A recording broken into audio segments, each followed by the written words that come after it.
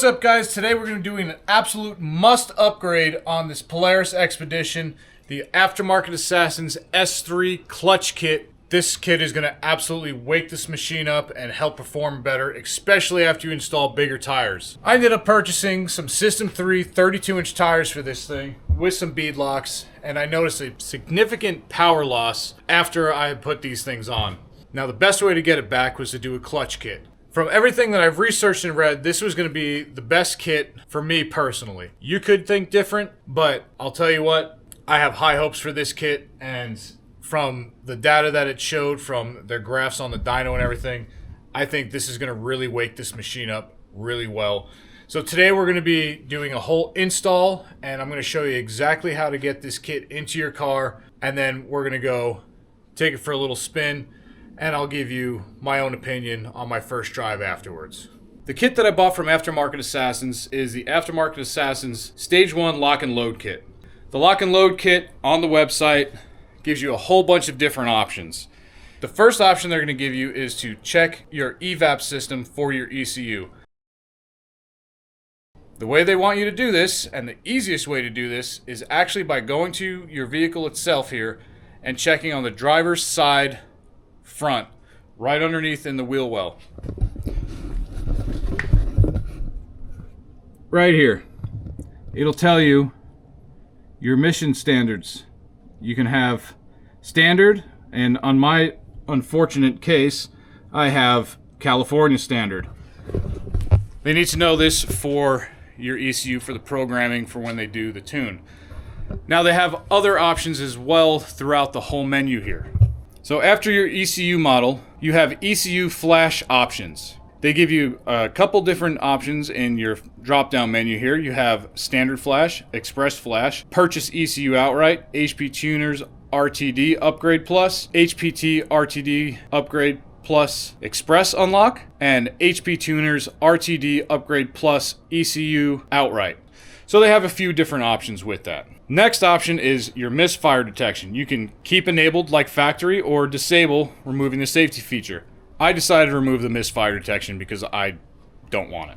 Now the tune, you have level 1, which is a 91 to 93 octane, which is for the stock exhaust. I was buying a new exhaust, so I didn't want to do that one. I wanted to go with level 2 aftermarket exhaust, which is a 91 to 93 octane tune. Your next option down is your clutch kit. You have 4 options. You have a performance 1065, keep EBS.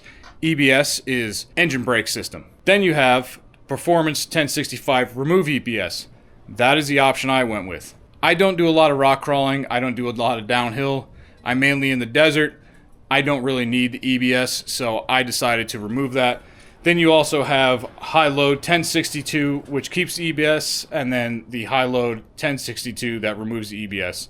From what I've read and what you can read on Aftermarket Assassin's website, they will tell you exactly which ones these are, and then you can make your choice from there. The next option is add cruiser setup, slug magnets optional. I did not put this in my car.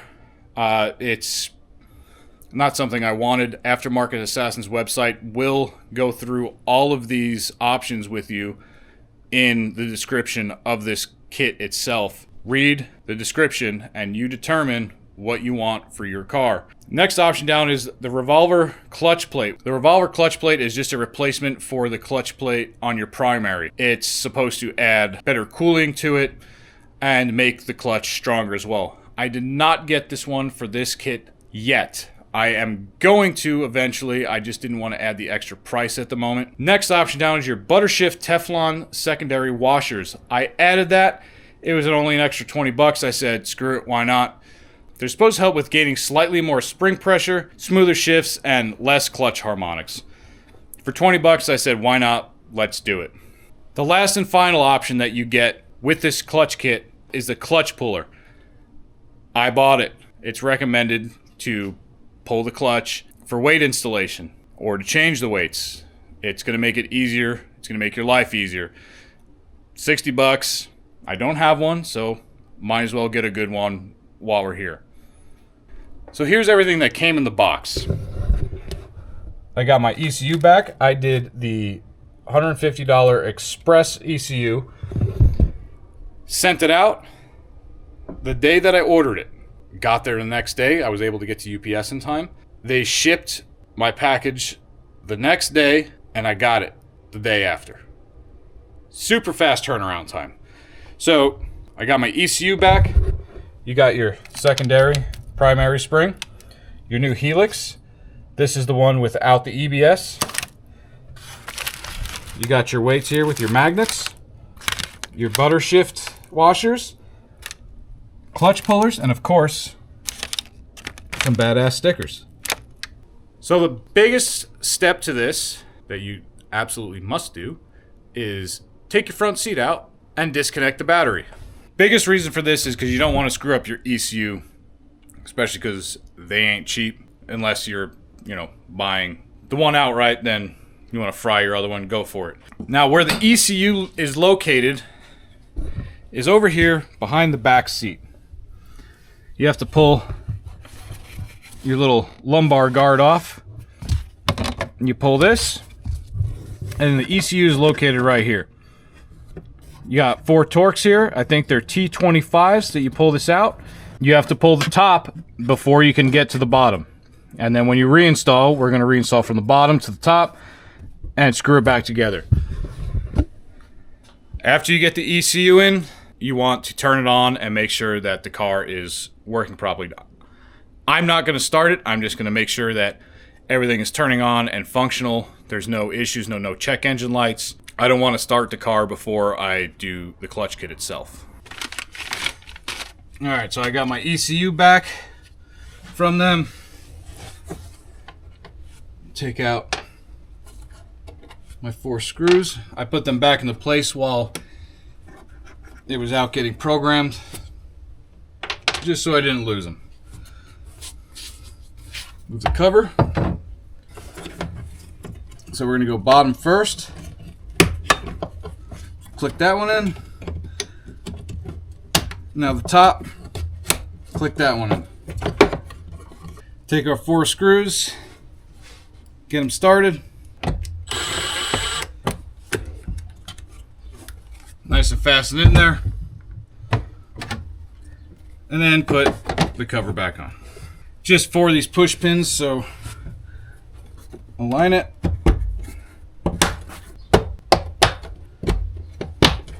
Oh, one thing. Your pliers that come in your Polaris kit have these little notches on there.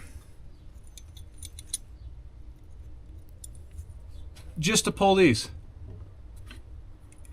If you didn't know that, now you do. Let's reconnect the battery, put the key in, and make sure everything is working properly.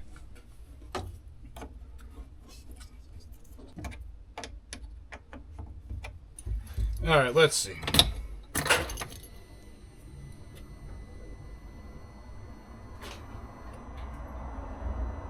Looks like everything's turning on good. The odometer is still good, so nothing's changed on it at all, aside from the tune elements itself. Now, everything that comes in this tune, Aftermarket Assassins gives in the description on their website. One notable thing that I wanted from the tune was the fan temperature to kick on at a lower temp than what it does stock. Stock kicks on at 205, and I believe the Aftermarket Assassins kicks on between 185 and 190. Help keep the machine running a little cooler, especially living out in the desert. It gets super hot out here, and I don't want the machine to be running at a higher temp than it needs to be. Another feature is you can start the car in any gear. You can't do that with the stock ECU tuning. Another notable thing is they take off the speed limiter, or governor, if you will. The limiter on high gear for this car is 68 miles an hour stock, and then 27 miles an hour in low gear. I believe it eliminates it altogether in high gear, and then for low gear, it puts it at 45 miles an hour for the low gear itself for your governor. The Xpedition has 3 track modes on it. You have your one tire fire, your rear 2-wheel, and then your all-wheel drive. It keeps the one tire fire and all your standard with that. And then you have 3 settings. You have sport, standard, and comfort. Sport's going to give you the most horsepower and performance out of it. Standard slows it down a little bit, and then comfort is more for really low pace, rock crawling, stuff like that. Aftermarket Assassins is also giving a pretty good boost in horsepower with the Stage 2.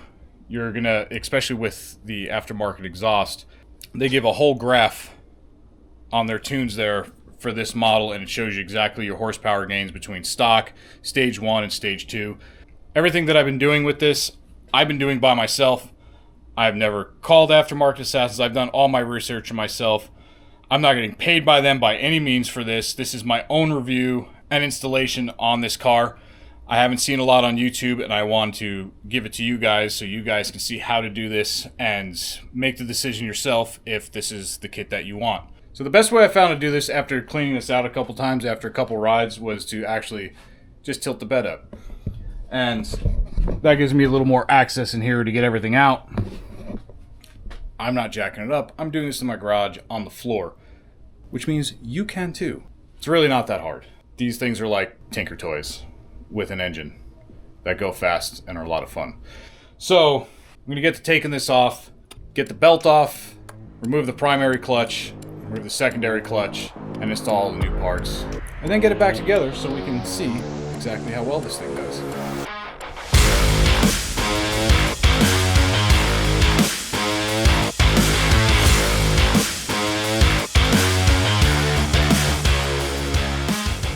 Now with the dump bed models compared to the ADVs, you have this actuator here. It's just got a couple cotter pins.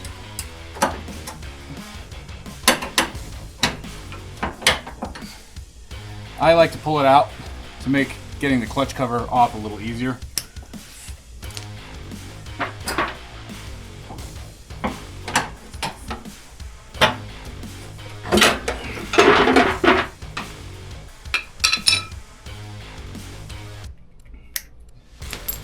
The bed ain't gonna fall on you, especially if it's up like that. Getting the clutch cover out a little tricky on this, but just gotta work it and you'll get it out. And just like that. Nice thing with these is the bolts don't come out, so you don't have to worry about losing them. So here's what we're looking at. Got your primary, got your secondary. That little hole there, that's where you use your belt tool. This will release the secondary to make your belt looser. Tighten her in there. You can see the slack coming off the belt.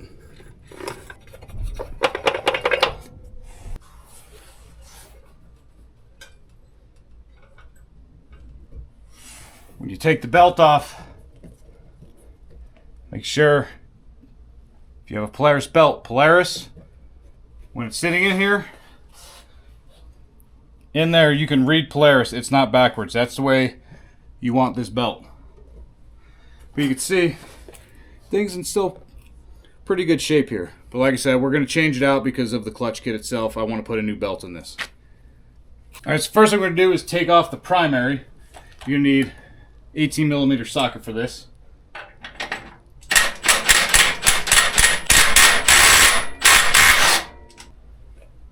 There we go. Now we're going to take our clutch puller tool and start it by hand. You don't want to try to put this in with an impact or anything like that, because if you strip that on the inside, you're in for big problems.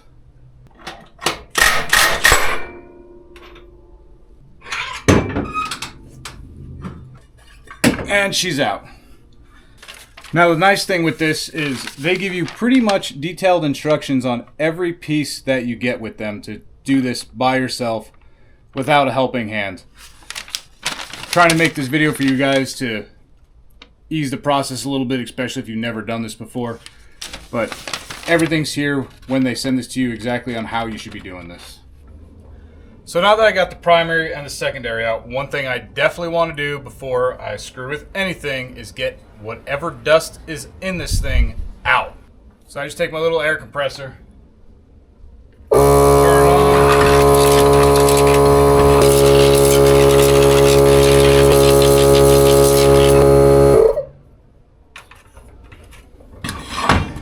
You can see all the dust that just came out of that, and that's just from a lot of desert riding, and I mean, even in spots that are dry enough to produce dust. You do want to clean these out every time I do a service. Pretty much after every 2, maybe 3, 4 rides, I would say. I take the clutch cover off and I blow out all the dust, make sure that the belt is good. Just preventative maintenance to make sure that the machine is still operating properly. So now what we're going to do is take a 10 mil socket and we're going to take our clutch cover itself off. Now this is that piece I was talking about earlier that Aftermarket Assassins has a upgraded version of to make it stronger and help cool the clutch down. I will put a new one on. Like I said, I didn't want to spend the extra money at the moment, but for right now, the standard one will work.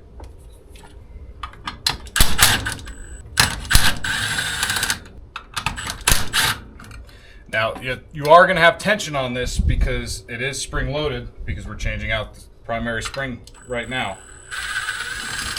So just be careful as you do it. It shouldn't pop all the way out. And there we go. Fell right down. So we're going to pull this off first. Put that to the side. Second piece. Put that down. And now our spring itself. Here's your difference between the two springs. Doesn't look like a lot, but this one's going to have a lot more tension on it than this one will. Now again, I'm going to try to blow this out a little bit more just to get whatever dust is in there out.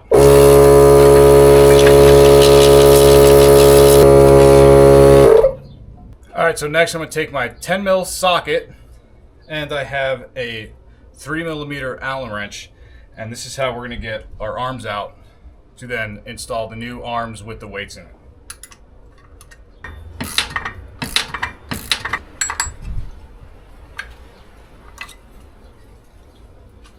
One,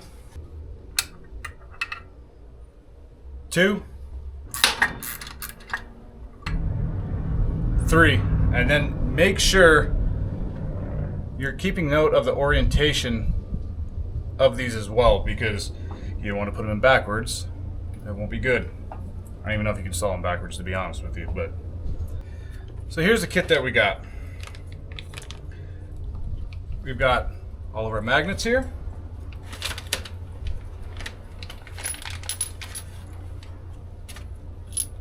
And all of our arms. These are where your magnets are going to go. So again, this comes with highly detailed instructions on how to install this stuff. For me, I got the S3 kit with the Performance Helix 1065. 1065. So with the level 2 tune that I did and the aftermarket exhaust with 32-inch tires on this chart, says I should have 1, 2, 2. When you go up top and you read this, magnet hole 1 is closest to where the pin goes through. Closest to where the pin goes through, magnet hole number 1. So the example that they give is 432, means 4 magnets in hole closest to the mounting pin, 3 mid, 2 tip. So for me, we have 1, 2, 2. So I should be going 1, 2, 2. So 1 magnet in the front closest to the pin, 2 in the middle, 2 at the tip. Now when we're installing these, this is their basic guideline. So install it how it says, and then afterwards, if you feel like you need more RPMs, less RPMs, it gives you a whole breakdown on which the weights do in which position to fine-tune this clutch to your needs. So one key bulletin that they have here says, less weight / magnets will result in higher peak RPM, while more weight / magnets will result in lower peak RPM. So the less weight you have in the arms, the higher RPMs. The more weight, the lower RPMs. So you can dial this in exactly how you want to with the magnets that they provide to you. I'm going to go stock. I'm going to run it for a couple days and see how I like it. If I feel I need more RPMs, I can take one out. If I need less, I can add one. which means I do have to pull everything again, but that's really not that big of a deal. It's fine-tuning this thing. Another key bulletin that they have here is, if running higher elevation, remove one magnet for every 3,000 feet. Remove the highest hole position first. So I'm assuming the highest hole position would be the one closest to the tip. I'm not running anything over 3,000 feet, so for me, I'm just going to go with the stock, like I said, and see how everything runs. All right, now that they're all in, I'm going to reinstall here. Go. Now, when you install these, or you'll notice it when you're taking it out, they have a little bit of play because this bolt doesn't go in, so you can't tighten it all the way down. They need to have that little bit of play in there. Now, I have heard you can actually do this process without even taking the primary out, but I figured let's just take the primary out and do it the easy way. I don't want to sit there and struggle, especially because I'm doing this in the garage without a lift. Just makes it a little easier. All right, now that that's all settled back together, we're going to take our new spring, the blue and yellow, as it shows on the paper, put that guy in, and then put our new washer in. You can see it's got a little lip on this side. This is going to go down, and that's what's going to hold that spring into place, just like that. Just like that. Take our clutch cover, put our clutch cover back on, make sure everything's seated. And you can raise that up.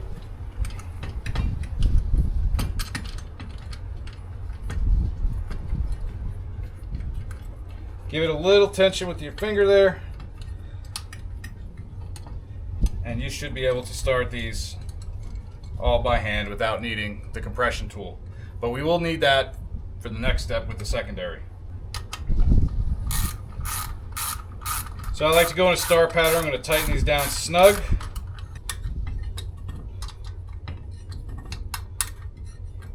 Now these 10mm bolts need to be torqued down to 9 foot-pounds. I don't have a torque wrench to go down to 9 foot-pounds, so I'm just going to 9 the whole way through. All right, primary is back together. All of our new magnets are in, the new weights, so this can get set off to the side now and get ready to be put back into the clutch case itself. All right, for the secondary now, you got your helix that we're going to replace with the new one, and then you have 3 bolts here on the back, 16mm. Think of this as a strut on a car. You don't want to take the top hat off, it's just going to whoosh and go. So we need a compression tool. That's what this rod is. Did the rod here, welded it to a piece of angle. This is a 5/8 rod. So what I did was just welded that there so we can bring this down. Sits right on top. Then I have a 5/8 washer, 5/8 nut that I welded a couple of bolts to. And we're not going to compress this. All we're going to do is just get it snug so then this doesn't shoot up at us.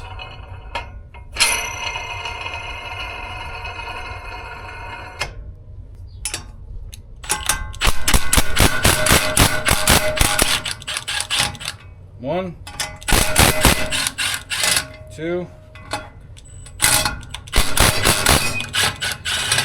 3. Okay, take these and put these off to the side. Now we can slowly work this up.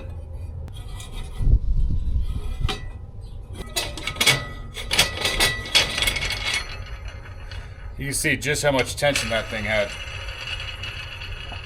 So now we can take this all the way off, remove the top part.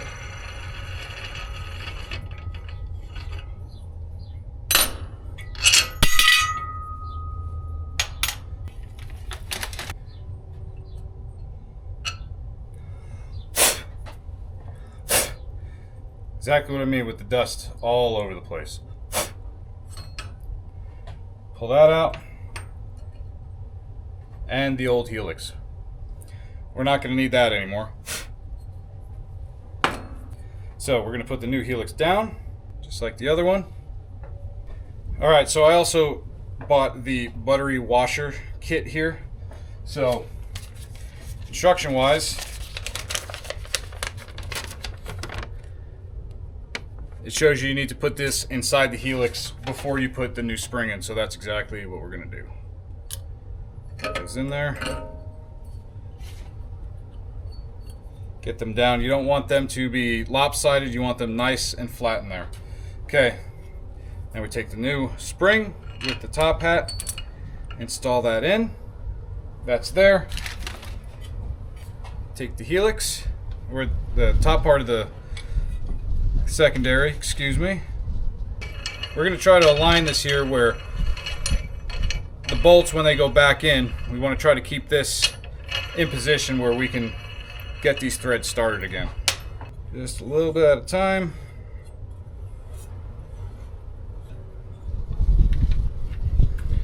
Check it, let's see. Not quite yet.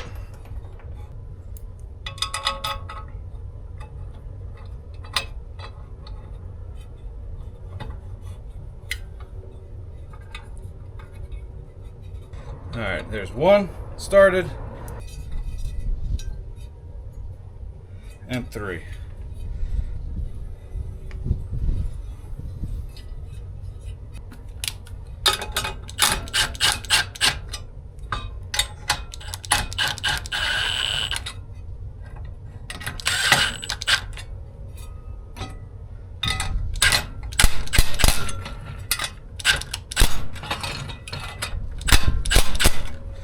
All right. Now the torque helix bolts are going to have to go to 32 foot-pounds, which I can do so with this. So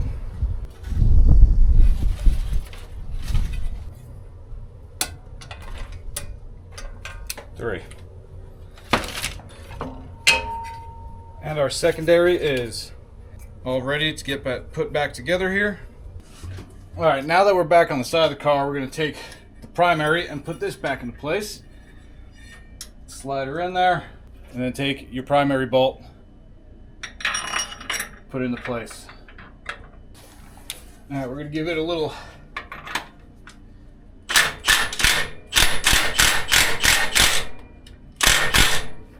couple duggas,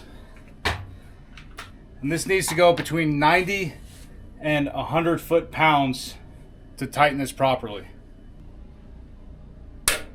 There we go, 95. Now I don't have a clutch tool, so I just use a long screwdriver and put it through the primary there. And most people are probably going to hate comment on that, but sorry, I did what I had to do. So from reading the paperwork, it recommends you put the secondary on in 2 pieces. Put the belt on, put the back side of the secondary on, the belt, then the front side. Then torque it down and get it to spin into place.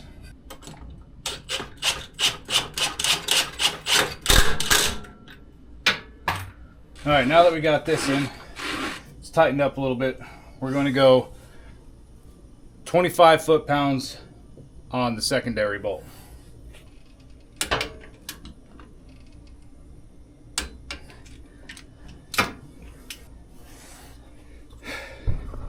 So to get that one, I just used one of these with the rubbers on it, just so it won't scar up anything there. And I was able to get enough leverage to get 25 foot-pounds there. So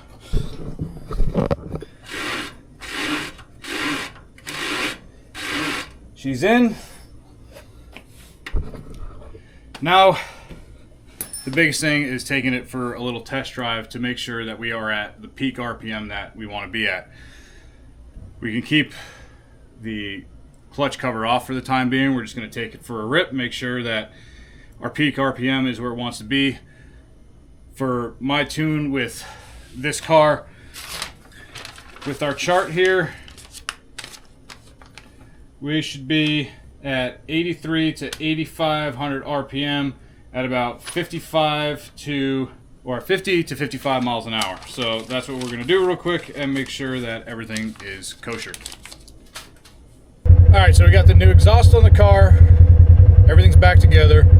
Now it's time to test to make sure that the RPMs are right with the weights that we put into the arms itself.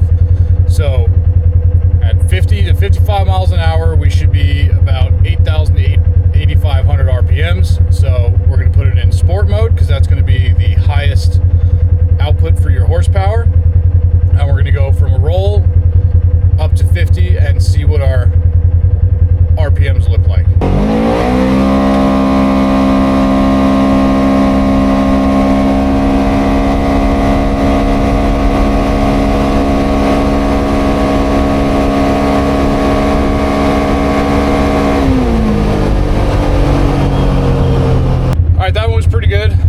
Like it was right where we want to be. Give it one more and then we'll know that the weights are set and we don't have to add or subtract anything after that.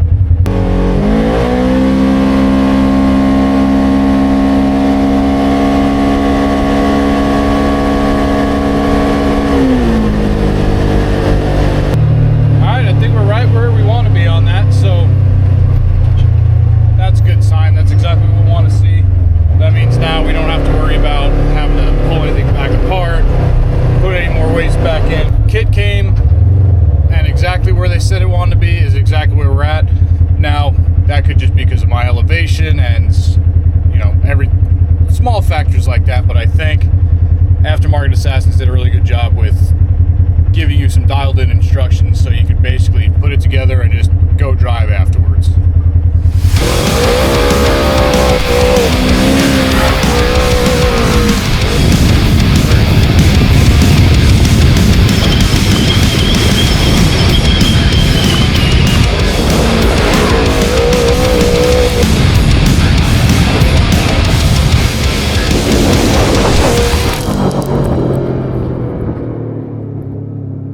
Alright, so my thoughts on after the first drive in this thing. First thing I noticed was instant power gain. Just from coming out of the garage, going into the street, it chirped tires just coming out. It was in sport mode, but once I got this thing onto the dirt, what a difference. From the 30-inch tires with the stock tune, this thing is completely awake now and it eats. It wants to go and it goes. Full throttle, it pulls. You're keeping a constant power gain. This was a great kit, great purchase, especially with the Stage 2 tune and the aftermarket exhaust. I'm sure even if you didn't want to go aftermarket exhaust and you went stock, it would still widen this thing up really good. It's a heavy machine. It's going to need that little extra. I think this is a great machine for what Polaris did. You have the fun functionality plus utility with this thing, and that's what I bought it for. Between going out, having fun with the family, going out with the friends, and then even that little utility factor, this is an overall amazing machine. And I'm really glad that I went with the Aftermarket Assassins kit. Like I said before, I'm not getting paid by them. This is my honest opinion on this, and we're going to do a full review on the kit, going out, tearing up some trails, and seeing exactly what this thing can do. Even stock with 30-inch tires, I've beat the crap out of this thing. It's been taking whoops, 3-foot tall whoops at 50 miles an hour, no problem. Put the settings on 3. This car's been getting put through its paces, and I'm looking forward to doing even more of that. Thank you guys for watching this. I hope that this helped you out. If it did, comment, like, share. If you have any other questions, comment down below. Again, thank you guys for watching. This is Xpedition Bound. Stay tuned for more.